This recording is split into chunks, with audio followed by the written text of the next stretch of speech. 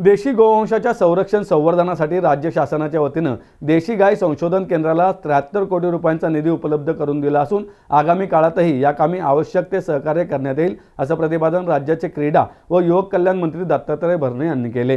देशी गोवंशाच्या संरक्षण संवर्धनाकरता सर्वांनी मिळून प्रयत्न करण्याची गरज असल्याचं त्यांनी नमूद केलंय।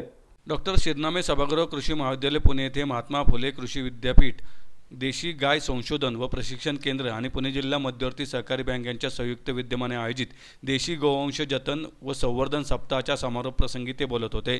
यावेळी व्यासपीठावर विधानसभा उपाध्यक्ष अण्णा बनसोडे, महाराष्ट्र राज्य गोसेवा आयोगाचे अध्यक्ष शेखर मुंदडा, महाराष्ट्र राज्य कृषी शिक्षण व संशोधन परिषदेचे उपाध्यक्ष तुषार पवार, महात्मा फुले कृषी विद्यापीठाचे अधिष्ठाता डॉक्टर साताप्पा खरबडे, पुणे जिल्हा मध्यवर्ती सहकारी बँकेचे अध्यक्ष डॉक्टर दिगंबर दराडे, कृषी महाविद्यालयाचे सहयोगी अधिष्ठाता डॉक्टर महानंद माने, प्रमुख शास्त्रज्ञ सोमनाथ माने आदी कृषी क्षेत्रातील मान्यवर उपस्थित होते। डॉक्टर भरणे म्हणाले, देशी गायींबाबत समाजात प्रेम आत्मीयता असून ग्रामीण भागात महत्त्वाचे स्थान आहे। त्यामुळे देशी गायीबाबत आज विविध ठिकाणी संशोधन होत आहेत। आगामी काळ हा कृषी क्षेत्राला अनुकूल असून कृषी महाविद्यालयातील विद्यार्थ्यांनी शेती तसेच देशी गोवंशाच्या संरक्षण आणि संवर्धनाबाबत शेतकऱ्यांना माहिती देण्याचे काम करावे।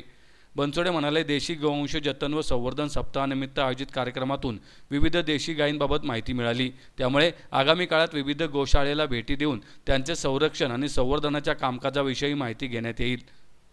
मुंदडा म्हणाले, महाराष्ट्र गोसेवा आयोगाला स्थापन होऊन 2 वर्ष झाली असून गोमातेला राज्यमातेचा दर्जा देणारे महाराष्ट्र हे पहिले राज्य आहे। गोवंश पोषणासाठी प्रतिमाह 1500 रुपये आणि प्रत्येक तालुक्यात एका गोशाळेला देशी गोवंश निवारण्याकरता 15 ते 25 लाख रुपयांचे अनुदान देण्यात आले आहे।